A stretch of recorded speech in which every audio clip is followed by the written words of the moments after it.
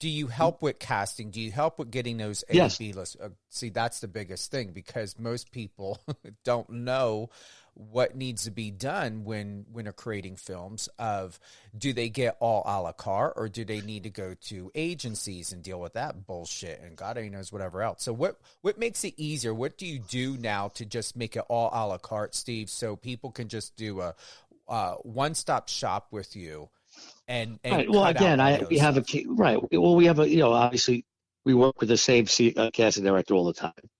Um, we work with the same, we work with a lot of different agencies that she goes to and are familiar with us. So we give the script, the genre, and the budget to said agencies. Um, and they give us who they think will mean the most, foreign and domestic, um, like two quote unquote anchor actors for that type of film. So just say you're giving me a $500,000 budget, psychological thriller, and and the script, obviously the script has to be good, but we'll just say the script is already good. We know it's good. So you're giving me a $500,000 budget to play with. We get the two anchor actors that we know are going to bring back the money. And obviously, there's a whole bunch of things that are involved that I can do with product placement, all these different avenues that most people wouldn't be able to do. And it's not that I'm smarter, it's just I've been doing it long enough, and kind of hung in there and started to learn as I went.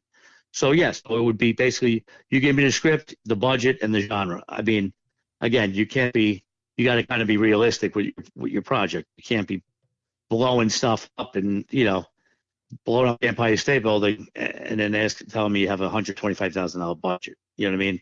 It's got to kind of make sense.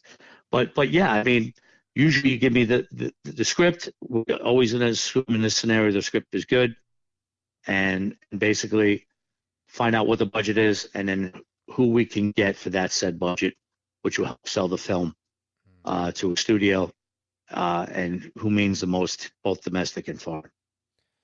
You're a father, and what would you have to say to parents that are looking to get their children in this industry?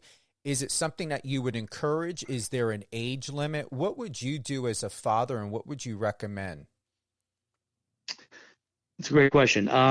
It's funny because we just finished 8 episodes of a show that we're working on, that we're working with Peacock, and my daughter, my oldest, is 9, and I have 7-year-old twins, a boy and a girl, and they're starting now to realize what daddy does, and they're showing interest. I mean, it's not like they want to start going to acting school yet, but they're getting a little bug up, to potentially, Dad, can I be in a film? What have you? I wouldn't deter anybody from doing anything they want to try. Again, this is an unscrupulous business. A lot of things have come to light over the years. I think today, especially being a father of daughters, with that whole Harvey Weinstein stuff and the whole pedophile stuff, with Corey Feldman, I think there's more people more alert today than they were maybe back then.